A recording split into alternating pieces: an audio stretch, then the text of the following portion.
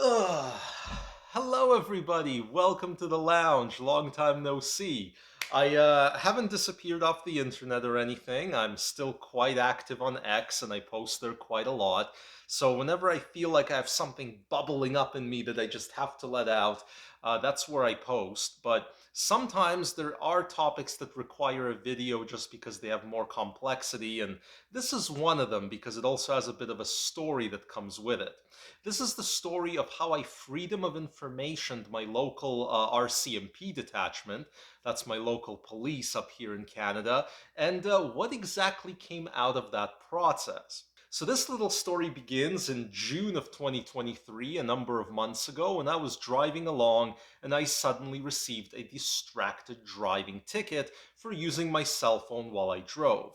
Now, nothing interesting about that, and I was certainly guilty of the deed, but then it got a little more interesting. Later that same week, my wife also got pulled over and for speeding, even though she was going like 64 in the 50 zone. She got a warning for that, not a ticket. And then a friend of mine told me that he also received a distracted driving ticket right around the same period. Meanwhile, I do a little bit of dog control work and I was required to go to court. And while I was in court as a witness for that, I noticed that once again in the courtroom, probably the first half of the courtroom time that morning went to dealing with various traffic ticket related disputes. Most of them to do with distracted driving, some of them with speeding, but it was basically people disputing their tickets. And all the while this is going on, I'm noticing various speed traps around town. And it kind of got me thinking, like, holy cow, how much time are the local cops spending on highway traffic tickets versus, let's say, something that might be a higher priority in this particular town? So I went out in search of some statistical information and quite quickly discovered that in order to obtain it, I had to write a letter and a Freedom of Information inquiry over to the RCMP headquarters way down in Ottawa, and I had to give them a $5 check for a processing fee, which I threw into an envelope and sent away. The questions that I asked inside my envelope were only three basic ones. Number one, how many constables are in my local detachment for my city? Turns out it's 44 of them, general duty constables that might issue tickets. How many highway traffic related tickets do they issue just within the municipality in a given year? And how many trespassing tickets do they issue in any given year? Now, why did I go with those particular questions? Well, to understand that, you have to understand my city a little bit. I live in a small city in interior British Columbia with about 50,000 people in it. And within that city, we have a very old, retired primarily demographic. And we also have a serious vagrancy and homelessness problem, primarily caused by high rental prices in town, as well as a few other more societal type of issues. So for the town of 50,000, we have about 280 homeless people at last count, which is a ton for a small city. So that comes with all sorts of issues, primarily in the realm of trespassing. So a lot of these homeless folks will often sprawl out on private property, do various drugs, leave needles, leave messes. They'll start fires that'll often ignite things. They'll cause all kinds of problems. And then when property owners tell them to leave, they often won't leave right away or won't leave until you call the police. Now, due to the older demographic of the town, we don't really have much of what I would call speeding problems as far as vehicles go. If we have any problems related to traffic that are in any way remarkable around here, it's that we have a lot of older drivers behind the wheel that probably shouldn't have a license anymore, and they'll often stop short or leave their turning signal on and things of that nature. But there's certainly no big problems around here, either in the realm of intoxicated driving or speeding or distracted driving. But we have enormous vagrancy problems. And I know this partially because I also put in some hours doing night security patrol around the town. So my job is actually to ask these various homeless folks who are on private property causing issues to move along. And in doing so, I noticed that they really don't get an awful lot of trespassing tickets. And in Canada, trespassing is a criminal offense that you used to just get a court summons for if you were charged with it. But this took up a lot of system resources, and over time, police were given the opportunity to simply write a ticket for about $300 and give it to somebody who's kind of repeatedly coming back to a place and has to be told to leave over and over after they've already been banned.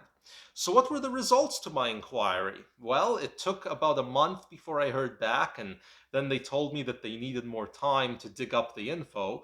But then around September, a few months after I sent it in, they finally sent me a reply. And to their credit, they gave me all the info I asked for.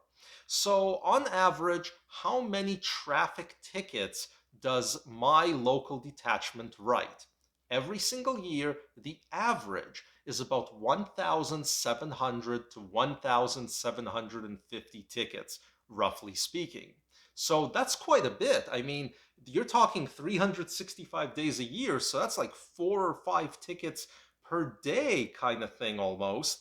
And if you're talking a town of only 50,000 people and you're issuing 1,700 a year, so I thought that was pretty crazy, but it was when I got to the trespassing info that things got really interesting. How many trespassing files did my local detachment log every single year? Well, as it turns out, the average is 500 files. That means an actual file where somebody phoned up the cops, said there's a guy trespassing here, and at the end of dealing with it, the constable logged it as a trespassing event. But how many trespassing tickets do they write on an average year? Well, as it turns out, the number of tickets on an average year for trespassing in my detachment is 18. That's right, 1 8, or almost 100 times fewer tickets for trespassing than tickets for highway and traffic related stuff.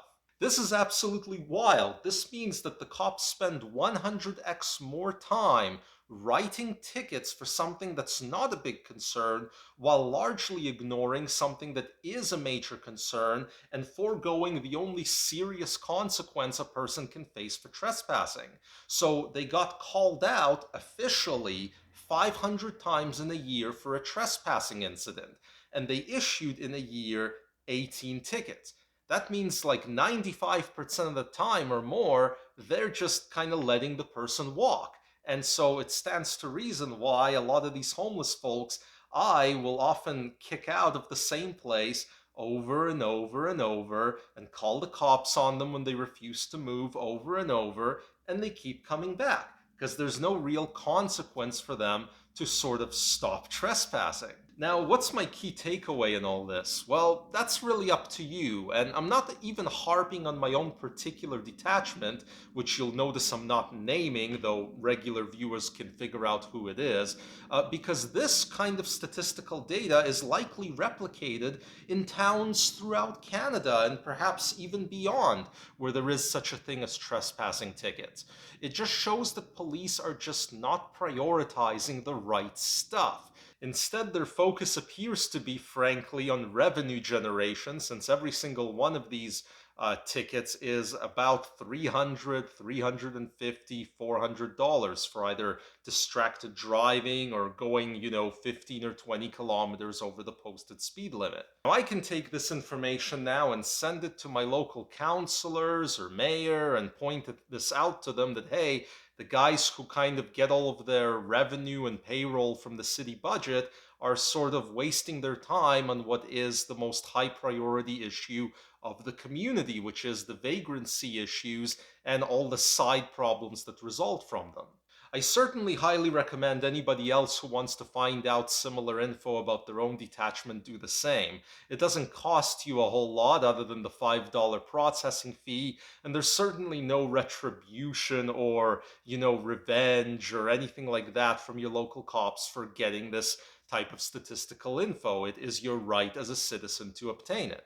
When people know what's not right and where resources are being, mishandled and misspent, that's when you can make repairs to the system. I always thought that the whole defund the police movement was a terrible movement because it was lazy and had an awful slogan, but behind the general idea, there were a couple of good ones, such as demilitarizing the police, meaning stopping the spigot of military hardware flowing from the military industrial complex over to local police departments. But there was also the concept of debureaucratize and reprioritize the police into doing things that maybe are a little bit more important to the folks who are paying their salaries. Anyway, I hope you found this little anecdotal story useful. If so, make sure you're subscribed and hit that like button. And yeah, otherwise, life is kind of the same. All is good. Things are kind of moving along, nothing too exciting. And I'll see you back around at this channel next time I have a topic in mind. See you guys.